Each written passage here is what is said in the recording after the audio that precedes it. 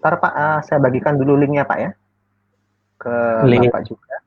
Link YouTube-nya saya bagikan ke Bapak dulu. Oh, oke.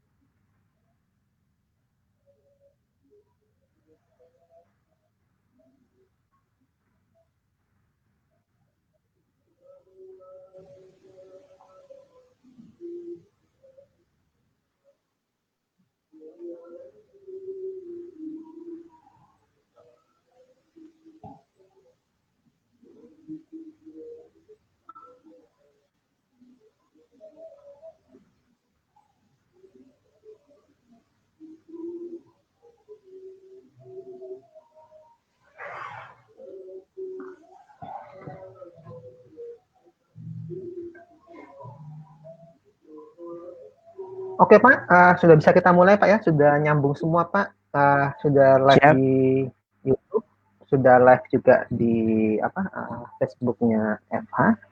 Mbak Jenny, siap. tolong bisa dimunculkan juga wajahnya ya. Nanti Pak sistemnya kalau mau ada tanya bisa langsung saya share di sini aja Ya, Pak ya, ya, kita bisa silakan. chat pribadi Ya, juga. Kok bisa. Ya. Baik, selamat siang Bapak Ibu, mungkin rekan-rekan mahasiswa-mahasiswi dari Fakultas Hukum Untak Surabaya, begitu juga dari Universitas Agung Podomoro Jakarta. Pada siang hari ini, tepatnya di hari lahirnya Pancasila 1 Juni tahun 2020, Fakultas Hukum Untak Surabaya mengadakan suatu talk show sederhana terkait hari lahirnya Pancasila. Di sini akan dibawakan oleh yang terhormat Pak Afdal Mahata. Beliau seorang dosen di Universitas Agung Podomoro, berikut juga merupakan staf ahli Komisi 3 DPR RI. Dan yang kedua di sini ada narasumber tamu, sebetulnya saya menyebutnya sebagai pemantik untuk rekan-rekan mahasiswa, saudari Jennifer Laura Basin juga dari Fakultas Hukum Untak Surabaya Pak. Yang oke. dibawakan oleh Pak Afdal Mahata, temanya terkait dengan Pancasila, aktualisasi nilai-nilai Pancasila dalam kehidupan bermasyarakat. Kemudian nanti bagi para peserta juga bisa mengajukan pertanyaan via YouTube, dan tentu saja nanti akan saya share sebagai running text di layarnya, atau juga dari Facebook juga bisa, ataupun chat pribadi dari bagian yang mengelola WhatsApp Fakultas Hukum juga bisa. Jadi bisa melakukan diskusi interaktif. Kemudian ini kita menggunakan StreamYard memang, jadi dibatasi yang tampil. Kemudian ini tidak ada share presentasi karena sifatnya talk show. Jadi mungkin kita berangkat dari tema ini dulu Pak ya, mengenai Pancasila ini sebetulnya apakah masih menjadi bagian sumber dari segala sumber hukum kalau mengacu Undang-Undang 12 tahun 2011. Kemudian sebetulnya bagaimana sih Pak aktualisasi sebenarnya Pancasila dalam kehidupan bermasyarakat, mengingat mungkin 2 hari yang lalu ada isu yang menggemparkan seluruh Indonesia dalam dunia akademik terkait pelarangan atau mungkin diskusi dan lain sebagainya yang temanya cukup menggemparkan di akademik Indonesia. Silakan Pak Afdal. Baik, selamat siang. Terima kasih Pak Tony, terima kasih Sivitas Akademika Fakultas Hukum Untak Surabaya atas undangan yang disampaikan. Memang beberapa hari ini banyak persoalan yang terjadi memang di negara kita, dimulai dari pandemi COVID-19 yang kemudian meluluhlantahkan berbagai persoalan ekonomi, terus kemudian bagaimana sosial, kesehatan, dan lain sebagainya, terus berimplikasi di bidang politik, terus kemudian muncul diskusi-diskusi media yang harusnya memang kalau diskusi yang sifatnya akademis, maka kebebasan untuk melaksanakan diskusi adalah sesuatu keniscayaan. Saya langsung saja ke topik kita tentang aktualisasi Pancasila dan bagaimana penerapannya di kehidupan kita bermasyarakat.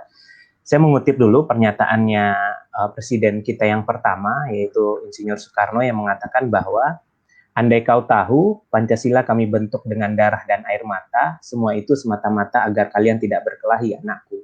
Jadi memang kemudian Pancasila menjadi perekat Indonesia yang begitu majemuk, puluhan ribu pulau dari Sabang sampai Merauke dengan bahasa yang berbeda, maka kemudian Pancasila sampai saat ini masih teruji sebagai perekat agar kemudian bangsa kita tetap menjadi bangsa yang bersatu dengan nilai-nilai yang dikandung di dalamnya.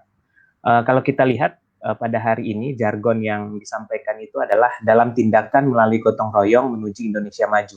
Itu jargon Pancasila tahun 2020 ini. Maka kemudian semua sivitas-sivitas kemudian menyampaikan kalimat itu karena memang butuh kebersamaan, butuh gotong royong untuk menghadapi pandemi sehingga kita bisa kembali melaksanakan aktivitas kita dengan baik.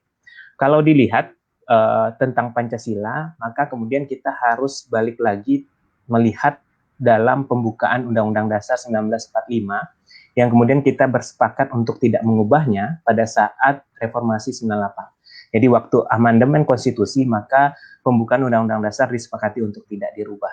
Maka di situ kita bisa melihat tujuan dari negara kita, yaitu melindungi segenap bangsa Indonesia dan seluruh tumpah darah Indonesia, memajukan kesejahteraan umum, mencerdaskan kehidupan bangsa, melaksanakan ketertiban dunia yang berdasarkan kemerdekaan, perdamaian abadi, dan keadilan sosial.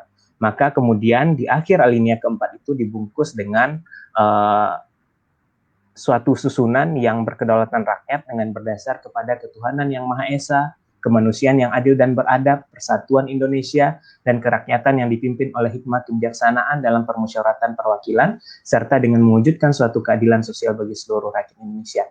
Jadi bisa kita pahami bahwa tujuan bernegara itu disusun bersama-sama oleh para founding fathers kita yang kemudian dibungkus di dalam Pancasila yang kemudian di Undang-Undang Nomor 12 sebagai sumber dari segala sumber hukum. Maka kemudian para founding fathers kita telah berhasil menggali nilai-nilai luhur tersebut untuk kemudian mengkristalisasikannya dalam sebuah rumusan dasar negara yaitu Pancasila. Tapi kemudian kita bisa melihat mekanisme perjalanan negara kita mulai dari Orde Lama di zaman Soekarno, terus kemudian Orde Baru di zaman Soeharto, terus kemudian reformasi berganti kepemimpinan. Ada almarhum Abdurrahman Wahid, terus kemudian Ibu Megawati berganti kepada Pak SBY, dan terakhir sekarang Pak Jokowi. Maka kemudian perjalanan sejarah katanya mengalami pasang surut yang kemudian kalau kita lihat bahwa Pancasila kemudian pernah digunakan sebagai alat legitimasi. Maka kemudian kita harus memastikan bahwa Pancasila ini adalah ideologi terbuka karena kemudian kandungan yang terdapat di dalamnya yaitu kandungan ketakwaan sebagai turunan sila pertama yang kemudian bisa kita implementasikan dalam kehidupan bermasyarakat, terus berkasih sayang sebagai turunan sila kedua, terus kemudian bersatu sebagai turunan sila ketiga dari Persatuan Indonesia, gotong royong yang sekarang menjadi jargon, sila keempat, terus kemudian ada musyawarah kerakyatan yang dipimpin, dan terakhir sila kelima yaitu keadilan sosial bagi seluruh rakyat Indonesia. Maka kemudian bisa kita pastikan cara berpikir kita, cara bermasyarakat kita tidak terlepas dari karakter-karakter yang ada di dalam nilai-nilai Pancasila. Maka kalau kita lihat, itu di breakdown dari beberapa karakter di Pancasila, ada beberapa poin yang kalau kita lihat di sila pertama yang bisa kita internalisasikan di dalam diri kita, di dalam hidup bermasyarakat, maka kemudian sila pertama itu terkandung di dalamnya beriman, yakin, berani, dan jujur, bersyukur, bergembira, bersabar, dan berterima kasih, terus kemudian bertawakal, ikhlas, bersabar, dan selaras dengan alam, terus kemudian sila kedua, sila ketiga, sila keempat, dan sila kelima. Maka kemudian apa yang dapat kita lihat dari nilai-nilai yang terkandung dalam Pancasila di dalam kehidupan kita bermasyarakat? Yang pertama adalah keteladanan atau role modeling. Artinya, perbuatan yang baiklah yang akan ditiru. Maka kemudian dengan nilai-nilai Pancasila membuat orang kemudian berlaku jujur bukan dengan kata-kata, tapi kemudian konsisten untuk berperilaku jujur. Yang kedua adalah pembiasaan atau conditioning. Pembiasaan dilakukan untuk menanam karakter, pembiasaan yang baik melalui pendekatan fisik maupun non-fisik, terus kemudian seperti contoh-contoh konkret, antri, mencintai alam, tidak membuang sampah pada tempatnya, dan kemudian itu berimplikasi kepada kehidupan bermasyarakat. Dan yang terakhir yaitu tentang pengajaran atau teaching, yaitu cara penanaman karakter yang paling banyak menjadi tumpuan. Misalnya, nilai-nilai Pancasila terkandung di sini ketika orang tua menasihati anaknya, terus kemudian ketika dosen atau guru menerangkan pelajaran sesuai dengan jam pelajaran, muncul di sini disiplin, terus kemudian dia menjadi tauladan, terus kemudian bagaimana pemuka agama berceramah, maka kemudian itu menjadi satu bagian dari konsep bagaimana Pancasila itu bisa teraktualisasi di dalam kehidupan bermasyarakat. Keteladanan, pembiasaan, dan pengajaran. Terus kemudian saya kaitkan sedikit di dalam proses pembentukan peraturan perundang-undangan, maka kemudian Pancasila seperti yang Pak Tony sampaikan tadi, dia tetap menjadi sumber dari segala sumber hukum. Jadi bisa dipastikan sebuah produk yang dihasilkan oleh DPR dan pemerintah tidak boleh keluar dari nilai-nilai karakter Pancasila. Terus kemudian terakhir kita kaitkan dengan bagaimana kemudian dengan new normal, terus revolusi industri 4.0, terus bagaimana generasi milenial, arus informasi dan teknologi yang begitu cepat. Kalau kita tahu, orang bisa mendapatkan informasi sepersekian detik, info yang terjadi di luar sana bisa kita dapatkan infonya, maka butuh penanaman aktualisasi nilai-nilai Pancasila, sehingga kita generasi muda mampu menyaring dengan baik segala informasi yang masuk. Maka kemudian berita-berita yang belum valid atau informasinya masih bias dan segala macamnya, butuh kemudian untuk kita validasi informasi itu dengan kembali kemudian menanamkan karakter-karakter nilai Pancasila di dalamnya. Mungkin itu Pak Tony, gambaran sedikit yang bisa saya sampaikan tentang aktualisasi nilai Pancasila dalam kehidupan bermasyarakat. Mungkin nanti bisa sambil diskusi, mungkin Jennifer juga bisa menceritakan tentang bagaimana Pancasila di generasi muda dan lain sebagainya. Saya kembalikan kepada Pak Tony. Ya, terima kasih Pak Afdal. Silakan langsung ke Mbak Jennifer nanti karena kita langsung sifatnya talkshow, jadi memang harus ada pemaparan singkat dari narasumber, begitu juga dari. Silakan Mbak Jennifer, kalau dari perspektif misalnya mahasiswa, kemudian Mbak Jennifer ini kan minatnya, kalau saya tahu hukum tata negara, betul begitu ya? Kira-kira bagaimana sih Mbak Jennifer tuh menyikapi apa sih aktualisasi atau nilai-nilai Pancasila di era yang sekarang ini, karena semuanya serba berubah kan setelah ada pandemi corona. Silakan Mbak Jennifer, bagaimana? Iya Pak, terima kasih atas kesempatan yang diberikan Pak Afdal dan Pak Tommy. Saya Jennifer Laura Baksin dari Fakultas Hukum Untak Surabaya semester 2. Menurut saya untuk saat ini Pancasila dalam masyarakat,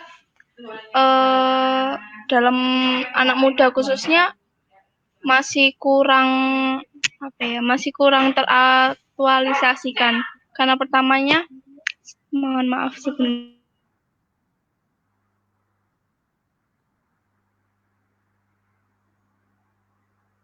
Ya, mohon maaf. Ya, selanjutnya dalam anak muda ini masih kurang diaktualisasikan. Contohnya seperti dalam Sila Ketiga Persatuan Indonesia. Saat ini pun anak muda kurang bersatu karena bisa dilihat dalam media sosial mereka terkadang masih saling menyerang satu sama lain seperti dalam ras, dalam kekurangan atau bisa dikatakan dengan bully. Jadi selama ini pun dalam Sila Ketiga Persatuan Indonesia, pemuda Indonesia masih kurang bisa menyatu dengan satu sama lain dengan perbedaan ras, perbedaan budaya, karena cyberbullying atau budaya untuk membuli itu masih sangat tinggi.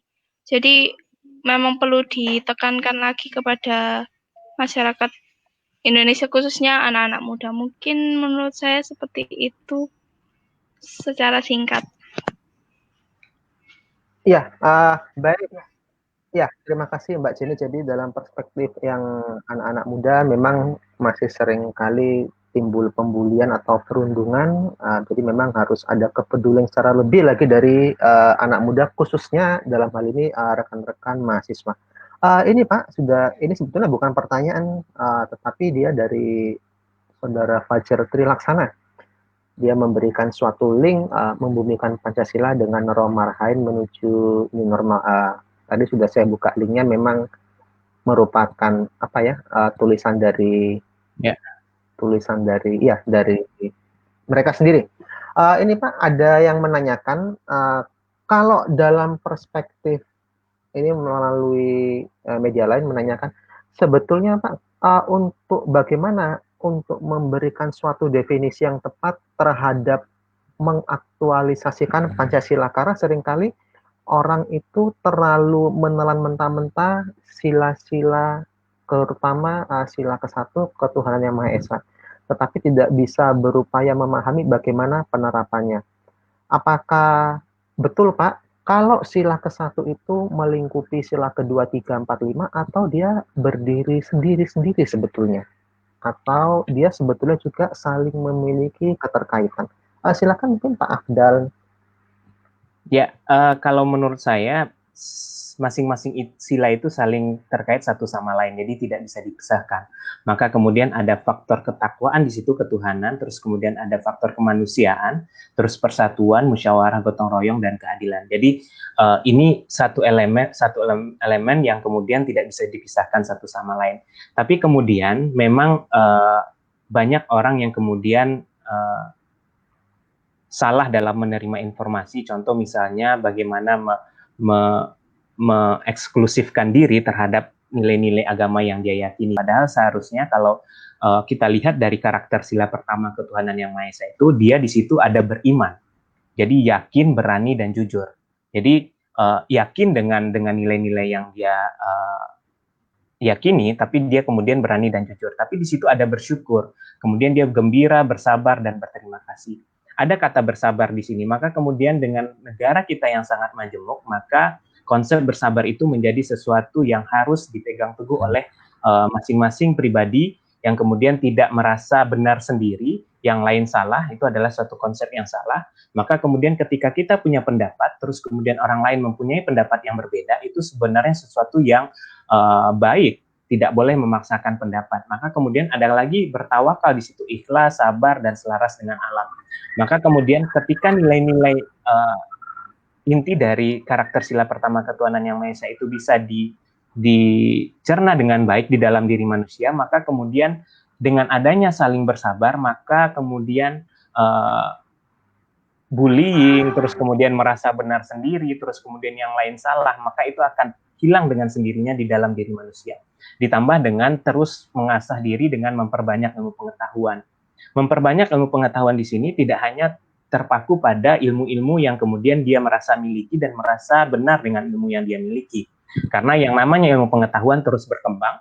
Mungkin kita merasa bahwa ini teori yang benar, tapi kemudian kita mencoba untuk kemudian menggali-gali lagi ilmu pengetahuan, maka akan membuat kita terus tahu bahwa kita adalah pribadi-pribadi yang sebenarnya tidak dalam posisi yang pantas untuk menyombongkan diri. Maka kemudian ketika jiwa-jiwa nilai-nilai di dalam Pancasila, terus tadi dikatakan oleh adik Jennifer bahwa bullying, terus merasa benar, itu dari konsep yang memahami bahwa nilai Pancasila itu tidak terinternalisasi atau tidak teraktualisasi dengan baik di dalam dirinya.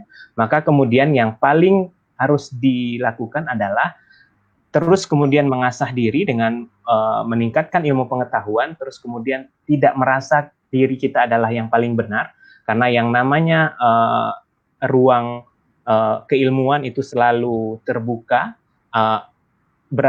benar dengan satu teori, tapi kemudian bisa disanggah oleh orang lain dengan teori yang lain, maka kemudian membuka pikiran, terus berpikiran terbuka, open-minded, dengan apa yang kemudian diyakini oleh orang lain, maka kemudian akan membuat kita yakin bahwa nilai-nilai dalam Pancasila itu adalah nilai-nilai yang kemudian bisa membuat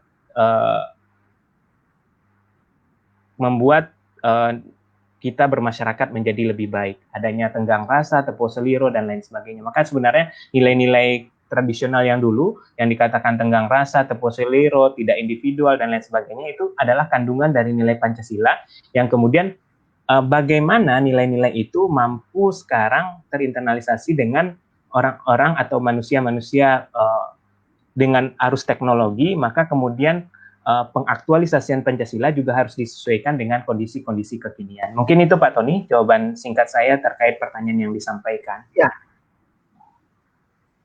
Ya, terima kasih Pak Afdal. Pak Afdal, memang ada pertanyaan yang memang saya tampilkan di running text, memang ada juga yang tidak ditampilkan dengan keinginan dari penanyanya, memang ingin tidak ditampilkan identitasnya. Ada juga memang yang, ya silakan ditampilkan juga boleh, jadi memang nanti yang saya tanyakan mungkin tidak keluar di running text. Ini Pak Afdal, tadi memang sudah betul memang diterangkan mengenai aktualisasi atau dari Pancasila berupa tepos lirot. Mungkin yang menjadi suatu pertanyaan kalau tadi kita mencermati, ini seorang menanyakan pidatonya Jokowi tadi pagi di hari lahir Pancasila itu, dia mendapat satu poin. Sebetulnya tadi Jokowi mengatakan agar penyelenggara negara untuk melayani masyarakat tanpa membedakan sara, suku, agama, ras, dan antar golongan.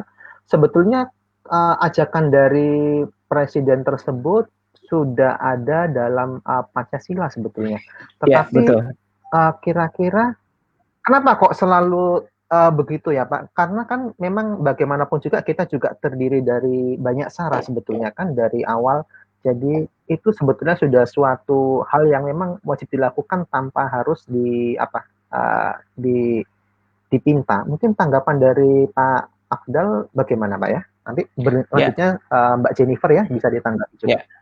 Makanya kemudian ketika kita berbicara tentang intelektualitas, pengetahuan, memang tidak ada sara di dalamnya, karena semua memperoleh hak yang sama, semua memperoleh hak yang sesama sesuai konstitusi tanpa dibedakan agama dan lain sebagainya. Maka kemudian pesan Pak Jokowi adalah untuk kemudian menciptakan persatuan dan kesatuan, tidak ada jurang pemisah. Maka kemudian kalau tadi kita lihat di awal saya sampaikan, para founding fathers kita merumuskan Pancasila supaya tidak muncul konflik horizontal di tengah masyarakat, maka itu menjadi sesuatu yang keniscayaan. Tapi pertanyaan selanjutnya adalah bagaimana membumikan nilai-nilai yang terkandung di dalam Pancasila. Lah, ini pekerjaan kita bersama. Karena arus teknologi semakin canggih, terus kemudian orang sudah mulai individualis, terus kemudian informasi gampang diperoleh, bahkan ketika ngetik Google semua informasi tersampaikan, semua orang bisa memperoleh informasi tidak seperti dulu, maka kemudian perlu cara-cara yang lebih kekinian untuk mengaktualisasikan atau membumikan nilai-nilai Pancasila. Mungkin melalui forum-forum, terus kemudian kegiatan-kegiatan pengabdian, maka kemudian kan di kampus ada pengajaran, ada pengabdian, terus melalui tulisan, maka harus kita pastikan metode pengajaran yang disampaikan oleh dosen adalah nilai-nilai yang terkandung nilai-nilai Pancasila di dalamnya. Contoh yang bisa saya sampaikan adalah ketika misalnya ketika dosen mengajar jam 8 pagi, maka kemudian sebelum itu dosen sudah datang, itu sebenarnya contoh-contoh ringan, tapi kemudian itu sebenarnya kandungan-kandungan nilai Pancasila di dalamnya. Maka kemudian dosen bisa menjadi tauladan, terus kemudian materi-materi yang disampaikan dosen kalau bisa lebih awal disampaikan kepada mahasiswa sehingga mahasiswa bisa kemudian mengkritisi atau membaca lebih baik materi yang nanti disampaikan. Terus kemudian bagaimana objektif dalam memberikan penilaian, maka kemudian nilai-nilai sederhana itu sebenarnya adalah nilai-nilai yang terkandung dari nilai Pancasila. Tapi konsep pembumian Pancasila itu harus disesuaikan dengan teman-teman zaman sekarang. Jadi jangan memakai cara lama terhadap teman-teman mahasiswa yang hidup di era kelahiran 90-an 2000-an. Maka kita harus kemudian menyesuaikan diri untuk membumikan nilai-nilai Pancasila. Maka seperti tadi saya berikan contoh kecil adalah membuang sampah pada tempatnya, terus belajar antri. Ketika kita bisa memberikan tauladan, maka itu sudah mengaktualisasikan nilai-nilai Pancasila kepada orang-orang yang ada di sekitar kita. Itu mungkin Pak Tony yang bisa saya jawab dari pertanyaan yang disampaikan tadi. Ya, terima kasih Pak Afdal. Jadi memang harus menyesuaikan perkembangan zaman, era global, jadi tidak setiap tahun memang bisa berbeda-beda cara penyampaiannya. Begitu juga, emang tadi betul Pak Afdal menyampaikan, ya kita nggak boleh telat, itu pun juga salah satu nilai-nilai dari Pancasila. Silakan Mbak Jenny, bagaimana Mbak Jenny? Iya, terima kasih atas kesempatan yang diberikan. Ya. Menurut saya kalau untuk Pancasila bagaimana bisa diterapkan, mungkin untuk caranya anak muda dengan memberikan atau men-share seperti konten-konten yang berisikan tentang misalnya sila ketiga Persatuan Indonesia untuk mengatasi tentang SARA tadinya. Misalnya seperti yang baru ini terjadi tentang penyerangan George Floyd di Amerika. Itu kan bermasalahnya pada warna kulit. Jika di Indonesia kan bisa kita lihat biasanya orang Papua yang terpinggirkan atau dipandang sebelah mata. Seperti itu mungkin untuk konten-konten yang berbau untuk mengajak kayak seperti ayo lebih menghargai orang-orang, lebih mendengarkan orang-orang bagaimana keluh kesah mereka, karena seperti yang ada beredar baru saja itu seperti pengalamannya orang Papua itu yang tinggal sudah lama sekali di Jakarta, dia masih merasakan ketimpangan sosial atau diperlakukan dengan tidak adil karena masih dianggap jika dia berjalan saja di mall itu sudah dianggap mau ngapain atau akan dikira melakukan tindak kriminal seperti itu. Jadi mungkin kita bisa share cerita itu, jadi biar kita anak muda juga lebih aware dan kita baca dari Instagram, kita bisa update terus. Oh gini ya, ternyata keadaannya masih belum bisa menghargai, belum bisa lebih toleransi terhadap sesama. Jadi lebih mendengarkan, oh ternyata orang Papua masih merasa seperti itu ya jika datang di Jakarta. Jadi mungkin bisa dibagikan dengan sosial media atau bisa memberikan caption mungkin waktu kemerdekaan Indonesia, memberikan caption tentang ayo kita harus bersama-sama bersatu, tidak memperdulikan SARA, ras, kulit atau apapun, tapi semuanya bersatu menjadi orang Indonesia tanpa membeda-bedakan. Mungkin seperti itu menurut saya. Terima kasih. Ya, betul Mbak Jenny. Jadi memang saya setuju juga harus bersatu. Juga tadi yang dicontohkan juga menarik sekali yang di Amerika hingga saat ini menjadi suatu keributan secara nasional. Terjadi penjarahan supermarket, terjadi penyerangan brutal dan lain sebagainya. Ini memang ada pertanyaan untuk Pak Afdal. Jadi ada dua pertanyaan yang sama sebetulnya dari Bu Yovita Mangesti sama Pak Fajar Trilaksana. Secara garis besar, sebetulnya bagaimana sih melestarikan Pancasila bagi akademisi? Apakah wajib P4? Kalau menurut saya P4 dulu itu sangat rumit. Saya sempat dulu mengalami, tapi mungkin SD kalau nggak salah itu Pak. P4 apakah itu wajib dilakukan di era sekarang, mengingat P4 itu kan era Orde Baru. Kemudian bagaimana sih menghilangkan stigma terhadap setiap perbedaan, apalagi itu kalau kaitannya dengan politik itu sangat-sangat erat sekali. Mungkin fokusnya kita ke P4 ini Pak ya, P4 ini. Silakan Pak Afdal. Ya, di awal tadi sudah saya sampaikan bagaimana kemudian kita membumikan atau mengaktualisasikan nilai-nilai Pancasila ini dengan cara kekinian. Mungkin dulu P4 memang sesuai dengan zamannya, tapi sekarang mungkin orang sudah tidak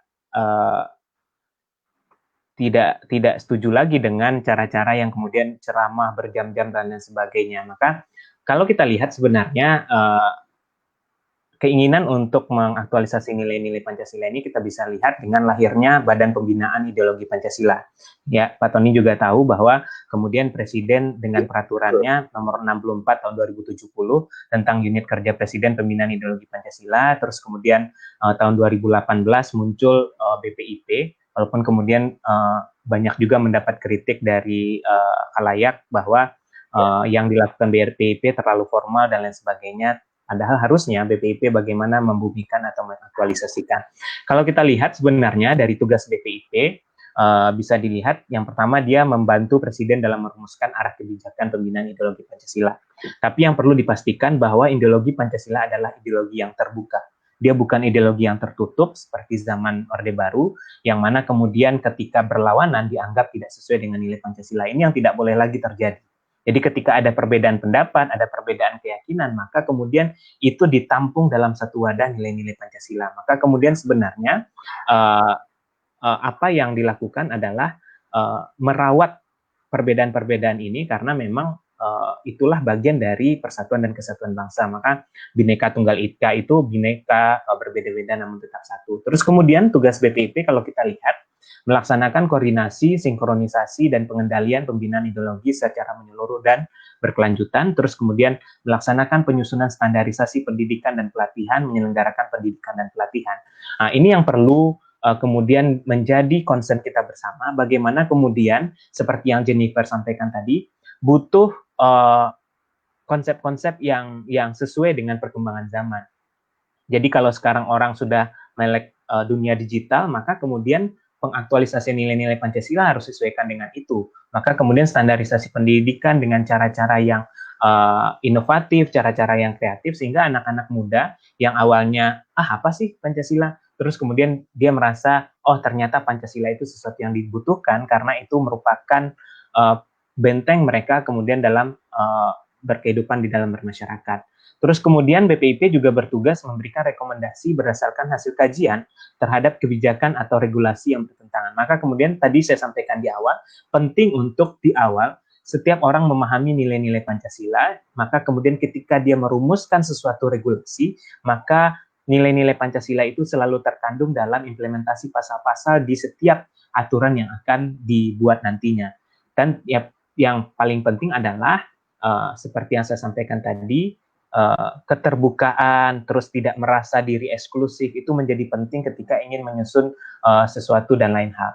Maka kalau ditanyakan tadi apakah perlu P4, saya rasa caranya yang berbeda, cara baru yang mungkin bisa dirumuskan untuk kemudian membuat mahasiswa, baik dosen-dosen yang mungkin sudah perlu di-review kembali tentang nilai-nilai Pancasila sesuai dengan kekinian. Artinya sesuai dengan konteks masa kini yang kemudian nilai-nilai Pancasila itu yang bisa teraktualisasi di dalam diri masing-masing. Mungkin itu Pak Tony yang bisa saya sampaikan terhadap pertanyaan yang disampaikan.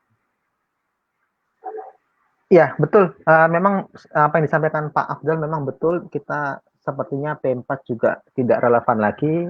Jadi memang bisa terkait yang masa kini, bisa mengadakan mungkin seperti penulisan, juga mungkin cara pengajaran, apalagi sekarang di era menuju 5.0 mungkin Pak ya, mungkin ya kita menuju sana. Jadi bisa semakin modern, semakin menjamin semakin, karena fokus kita sebetulnya anak-anak muda sebetulnya kan, karena yang tua nanti akan meninggalkan, yang muda ini yang harus yang diberi suatu pemahaman Pancasila secara tepat.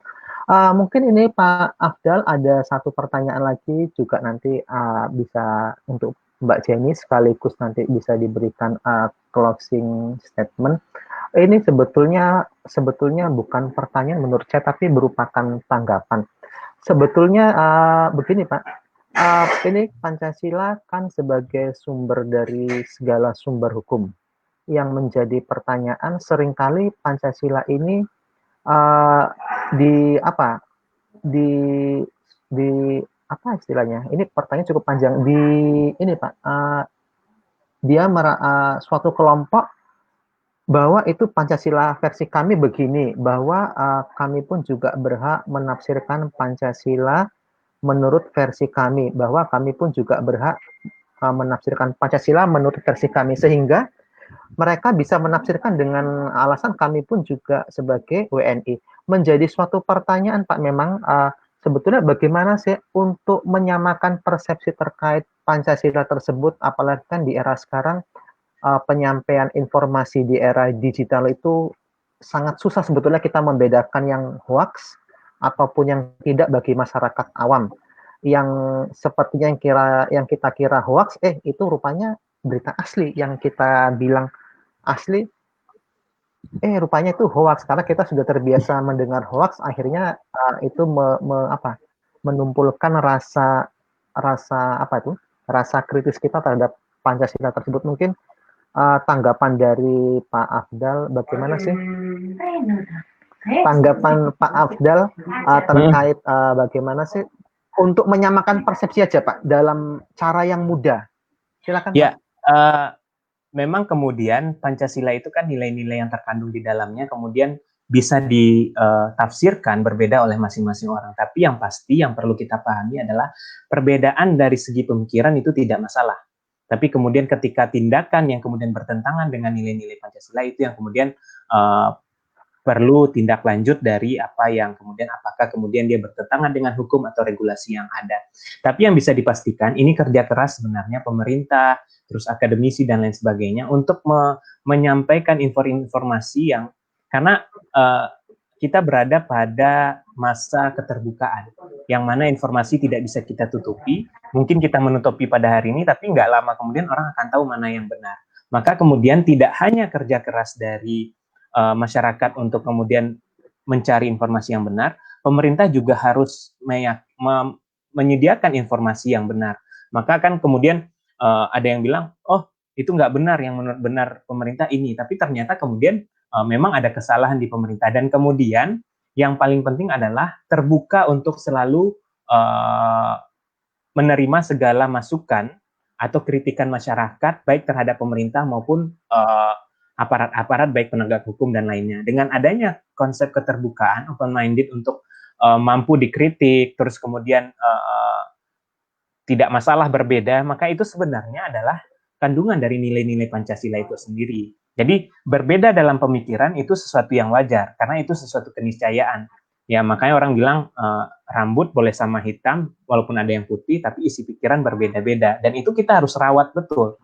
Yang tidak boleh adalah ketika implementasi pada pelaksanaannya atau ketika perbuatannya bertentangan dengan hukum, maka itu sudah menjadi ranah aparat penegak hukum untuk menindaknya. Misalnya ada orang melakukan diskusi sebatas nilai-nilai akademik, ya itu kebebasan berekspresi, kebebasan berpendapat yang harus kita hargai. Tapi kemudian sudah muncul keinginan-keinginan untuk melakukan potensi konflik horizontal, maka kemudian ada lembaga yang berkewenangan untuk itu, untuk menyelesaikan. Maka kemudian yang bisa saya sampaikan adalah perbedaan itu adalah sesuatu yang wajar. Tidak bisa kita menyamakan, tapi yang penting nilai-nilai Pancasila itu sama untuk semuanya. Mulai dari ketuhanan yang Maha Esa, kemanusiaan yang adil dan beradab, persatuan Indonesia, kerakyatan yang dipimpin oleh hikmah, kebijaksanaan dalam permusyawaratan perwakilan, dan keadilan sosial bagi seluruh rakyat Indonesia. Saya pastikan 5 nilai ini orang pasti memiliki pemahaman yang sama. Tapi kemudian pada tataran implementasinya, selama kemudian diskusi pemikirannya hanya sebatas untuk pengembangan dunia akademik atau bagaimana berdiskusi berbeda satu dan lain hal, itu tidak masalah. Maka kemudian yang paling penting adalah siap untuk dikritik, karena memang kemudian tidak selalu benar, baik itu pemerintah ataupun siapapun, maka kemudian menyampaikan informasi yang benar itu juga menjadi kerja keras yang harus dilakukan oleh semua elemen termasuk pemerintah. Mungkin itu Pak Tony yang bisa saya sampaikan tentang bagaimana masing-masing orang punya pemikiran berbeda. Siap Pak Tony. Baik, terima kasih Pak Afdal. Jadi memang tidak bisa menyamakan semua, hanya nilai-nilainya memang harus dicermati secara seksama. Mungkin dari Mbak Jennifer, kalau dari perspektif mahasiswa sendiri, bagaimana sih Mbak? Mungkin dengan bahasa-bahasa ya kekinian. Silakan Mbak. Iya, terima kasih atas waktunya. Menurut saya memang betul seperti yang dikatakan Pak Afdal itu, nilai-nilainya itu pun tetap sama, walaupun berbeda-beda pemikirannya. Tetapi nilainya ini tetap sama, seperti bisa kita lihat contohnya untuk orang luar negeri, jika datang ke Indonesia pasti berpikir orang Indonesia ramah, orang Indonesia mau gotong royong, mau setidaknya selalu memberikan tangan untuk membantu. Itu sudah seperti ciri khas di Indonesia, bahwa rakyat Indonesia atau warga Indonesia ini suka gotong royong, itu suka membantu.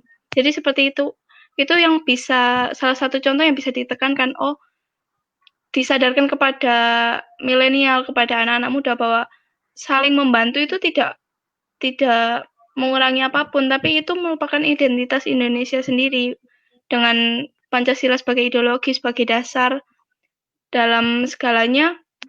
Gotong royong bisa dijadikan bisa dijadikan dasar untuk bermasyarakat, untuk membantu seperti di COVID seperti ini, dalam keadaan seperti ini, bisa menggalang dana untuk membantu untuk memberikan APD, untuk menyediakan masker untuk masyarakat luas, untuk membagikan sembako seperti itu. Jadi contoh kecilnya seperti itu. Terima kasih.